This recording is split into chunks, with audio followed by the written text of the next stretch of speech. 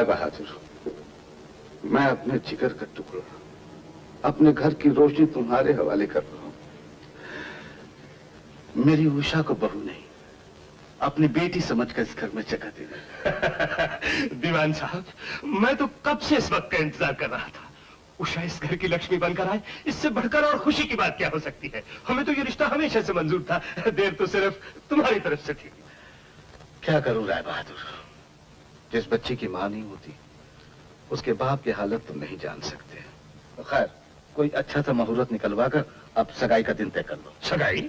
ये तो पुरानी रस्म है। जब बात मंजूर है दीवान साहब, तो इसी हफ्ते कोई अच्छा सा मुहूर्त देखकर दोनों का ब्याह कर देते हैं। नेक काम में देर क्यों?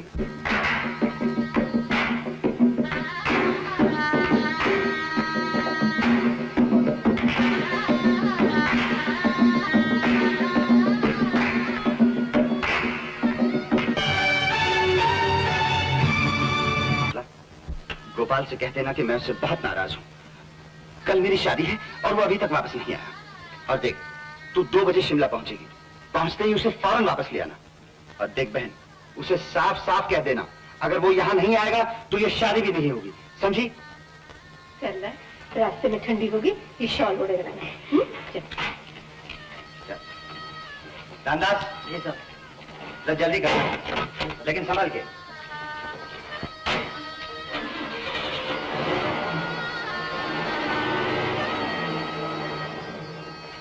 देखा माँ, गोपाल आने में कितने नखरे कर रहा है। एक बार बच्चों को यहाँ न दे, मजा चका देता हूँ। अरे तो तू उसकी शादी पर नखरे कर लेना। मुंशी जी, किस चक्कर में फंस गए थे? अब आए हो, सब आपका इंतजार कर रहे हैं। अच्छा अच्छा, सामान करवाओ पहले। हाँ, सामान उतारो करी। बाबूजी, हम मजदूर होंगे, कूली नहीं होंगे। सामान ला के इधर रखना हमारा काम होंगे, सामान उठाना तुम्हारा काम होंगे। मुंशी जी, वो बाबूजी कौन होंगी? अदब से बात करो, वो हमारे छोटे मालिक हैं। नहीं मुंशी जी, वो हमारा बाबूजी का दोस्त होंगी। मंदू बाबूजी, ओ छोटे मालिक जी, मंदू बाबूजी, आप हमको जानते? नहीं भाई, क्या बात? छोटे मालिक, ये पागल है, आप जाइए। नहीं बाबूजी, हम पागल नहीं होंगे। आप हमारा सरजू बाबू का दोस्त होंगे ना? सरजू? हाँ बाबूजी, आप कश्मीर आंधी, हम मंदू, जन्नत हाफुर वाला मंदू। ओहो मंदू, याद आ गया। मंदू, तुम यहाँ क्या कर रहे हो? बाबूजी, हम इधर मजूरी करते बाबूजी। अच्छा बाबूजी, हमारा सरजू बाबू किधर होंगे? अरे मंदू, क्या बताएं, तुम्हारा सरजू बाबू तो शिमला में बैठा हुआ है, लेकिन वो आज शाम को वापस आ रहा है। इधर होंगे? बाबूजी, फिर हम उनका इधर इंतजार कर दिस। हम तुम्हारा दोस्त पूछ दिस बाबूजी कि वो हमारे बीवी जी का जिंदगी क्यों बर्बाद कर दिस, उससे मोहब्बत कर दिस और फिर भाग जाएंगे। हाँ बाबूजी। लड़की मंदू, तुम उसे जानते हो? हाँ बाबूजी, ये अल्लाह कसम, हमारा बीवी जी बहुत शरीफ होंगे। देख मंदू, तुम ये काम करना, आज शाम जब सरजू वापस आएगा तुम उसे मत मिलना, उसे कुछ ना बताना। क्यों नहीं बताऊंगी? मंदू, तुम नहीं जानते मंदू, उसकी जिंदगी बर्बाद हो चुकी है और वही लड़की जिसका तुम जिक्र कर रहे हो उसकी जिंदगी में बाहर ला सकती है। मंदू, मैं शादी के बाद तुम्हारे साथ फौरन कश्मीर चलूंगा, मुझे एक बार उस लड़की से मिला देना, मैं उसकी आजिज़ी करूंगा, मिन्नत करूंगा। बाबूजी, आपको कश्मीर जाने की जरूरत नहीं होगी, हमारा उषा बीबी इधर दिल्ली में रहेंगी। उषा दिल्ली में? हाँ बाबूजी, दिल्ली कॉलेज में पढ़ती। कॉलेज में पढ़ती है? मंदू, दीवान किशोर की लड़की तो नहीं? हाँ बाबूजी, आप बीबी जी को जानते?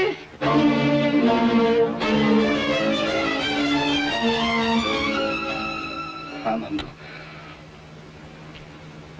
अच्छी तरह जानता हूँ। लेकिन भैया, अगर तुम न गए तो शाम तक रमेश भैया जरूर यहाँ पहुँच जाएंगे, और तुम तो जानते हो तुम्हारे बगैर वो शादी नहीं करेंगे। नहीं सरला, तो उससे कहना वो शिमला में नहीं था, वो कहीं और चला गया है। तू जाना, सब ठीक हो जाए। क्या ठीक हो जाएगा भैया? तुम तो ये भी समझते हो कि उषा तुम्हारी बातों से धोखा खा गई है, मगर ये तुम्हारी भूल है भैया। उसने मुझे सब कुछ बताया था कि वो तुमसे मिली थी और तुमने जानबूझकर उसे पहचानने से इनकार कर दिया था। ये तो और भी अच्छा है ना, मुझे धोखेबाज कभी ना समझकर मुझे भूल तो जाएगी, अपने दिल से तो निकाल देगी। ये तुम समझते हो ना भैया, मगर मैं ऐसा नहीं समझती। भैया, तुमने इन दिनों उस बेचारी की हालत नहीं देखी, बिल्कुल एक जिंदा लाश की तरह है, जिसे जबरदस्ती उसके पिता शादी की वेदी पर बिठा रहे हैं। हाँ भैया, मुझे तो इस शादी में तबाही के सिवा कुछ नजर नहीं आता। सरला, सरला, ऐसी बात नहीं कहते बहन, ऐसी बात नहीं कहते। अभी उसके जख्म गहरे हैं, ताजा है उसके जख्म। वक्त बहुत बड़ा इलाज है सरला। और फिर रमेश जैसा साथी मिलने से तो उसके तमाम जख्म भर जाएंगे। रमेश के पास इतना प्यार है कि उसकी जिंदगी में नई उमंगें, नई आरज़ुएं भर देगा वो। तू देखना सरला, शादी के बाद उन दोनों की बड़ी सुख चैन से गुजरेगी। यकीनन खुशी से गुजरेगी। एक दोस्त के सीने में छुरी मार के एक दोस्त की जिंदगी खुशी से क्यों नहीं गुजर सकती? रमेश नहीं, रमेश नहीं, मुझे गलत मत समझ मेरे भाई। अब मैं तुझे बिल्कुल गलत नहीं समझता गोपाल। मैं जो नहीं जानता था वो आज मुझे मंदू ने बता दिया है। और फिर तुम्हारी बातों से पता चल गया है कि तुम दोस्ती को क्या समझते हो। एक दोस्त की चिता पे दूसरा दोस्त अपनी खुशी का महल खड़ा कर दे, दोस्ती का उसूल तुम्हारा होगा गोपाल, रमेश का नहीं। रमेश नहीं, रमेश नहीं, मैं तुमसे सिर्फ एक बात पूछता हूँ, क्या कुर्बानी दोस्ती का असूल नहीं? क्या एक दोस्त अपने दोस्त के लिए कुर्बानी नहीं दे सकता? कर सकता है गोपाल, जरूर कर सकता है, पर यह कुर्बानी मैं क्यों ना करूं, तुम क्यों करो? रमेश, उस कुर्बानी के लिए मैं तुमसे ही तो कह रहा हूँ। गोपाल, हाँ रमेश, मैंने एक लड़की से प्यार किया था, उसी की खुशी की खातिर वो तुमसे भीख मांग रहा हूँ। अगर अपने दोस्त की खातिर कुर्बानी दे सकते हो तो उससे शादी कर लो, और जो खुशी मैं उसे नहीं दे सकता उससे उसकी जिंदगी भर दो मेरे यार, बस इतना ही कर दो। तो तुम चाहते हो कि मैं एक के बजाय दो खून कर दूं गोपाल? तुम मेरी दोस्ती में कच्चे हो मेरे दोस्त, बल्कि अभी तक प्यार को भी ना समझा। जालिम, तुमने ये कैसे समझ लिया कि उस एक्सीडेंट के बाद उषा तुमसे प्यार करना छोड़ देगी? ये मत पूछ, मैं अच्छी तरह जानता हूं। मुझे गुलमर्ग में कहे हुए उसके लफ्ज आज तक याद है। उसी ने तो कहा था,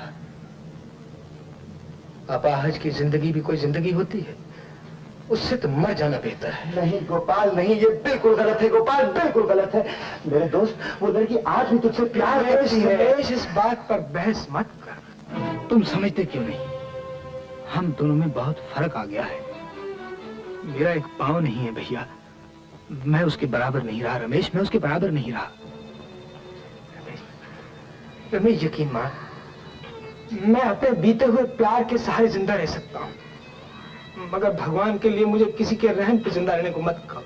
किस प्यार की याद पे जिंदा रह सकते हो, जिस प्यार को तुमने खुद ठुकरा दिया?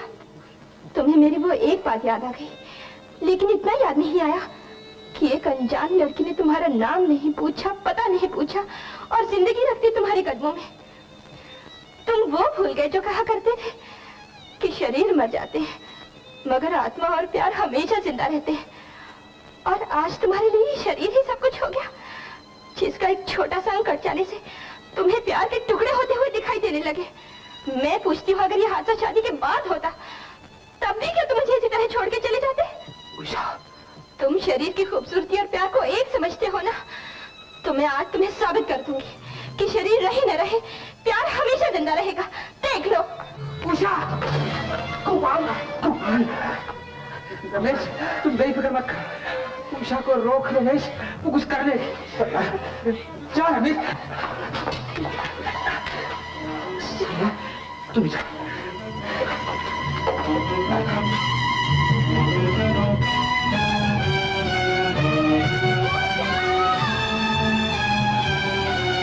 माँ उषा कहीं चली गई।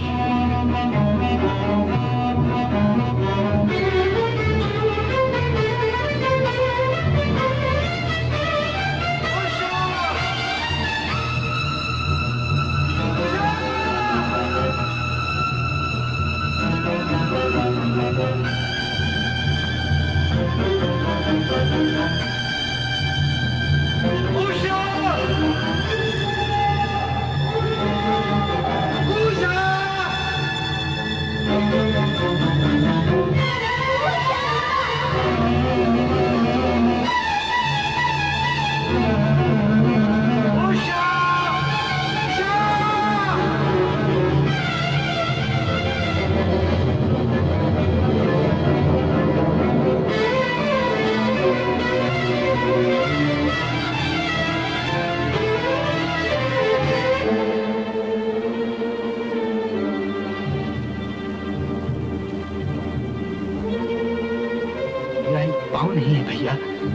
उसके बराबर नहीं रहा रमेश।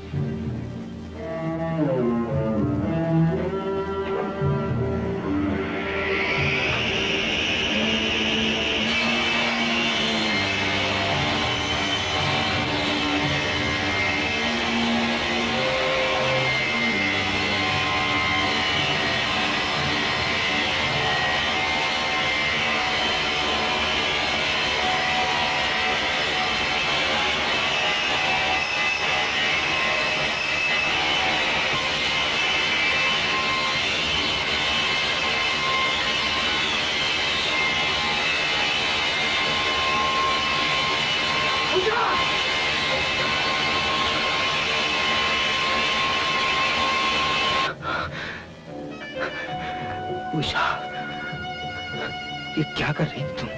ये क्या कर रही थी तुम? कुछ नहीं, अपने आप को तुम्हारे बराबर कर रही थी ताकि हम दोनों में कोई फर्क न रहे, कोई दूरी न रहे। माफ कर दो उषा, मुझे माफ कर दो। इसे माफ मत करना उषा। इसने मोहब्बत और दोस्ती दोनों को बहुत गहरे जख्म दिए। इसे कभी माफ ना करना। रमेश, मुझे गलत मत समझो। मैंने तो तुम सबकी खुशी चाही थी। ये सच कहता है रमेश, सच कहता है। इस इंसान ने अपने लिए नहीं, हम सब के लिए बहुत दुख उठाए हैं। रमेश, गोपाल, गोपाल! माँ, गोपाल! गोपाल!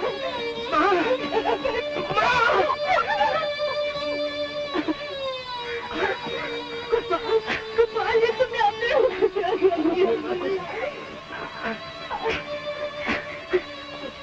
अरे पगले, तुमने पहले क्यों नहीं बताया मुझे? मुझे माफ कर दे माँ, तुझे बताने की हिम्मत नहीं हुई। मैं समझती हूँ, तू सोचता था ना कि माँ से बर्दाश्त ना होगा, है ना? अरे पगले, इतने बहादुर बेटे की माँ क्या इतनी कमजोर हो सकती है? उषा की तरफ देख तो, देख उषा की तरफ। बेचारी को कितना दुख पहुंचा तेरी छोटी सी गलतफहमी के लिए। उषा बेटी, आओ मेरे पास आओ। आज तुम दोनों को इकट्ठा देख लो। जीती रहो बेटी। भगवान तुम दोनों की जोड़ी सलामत रखे। या इलाही मिट न जान दी कदरे दिल। माँ, ये मेरा दोस्त है। बाबूजी, बाबूजी, हम ममदू मोहब्बत के यश पर आप दोनों को मिलान दिसना।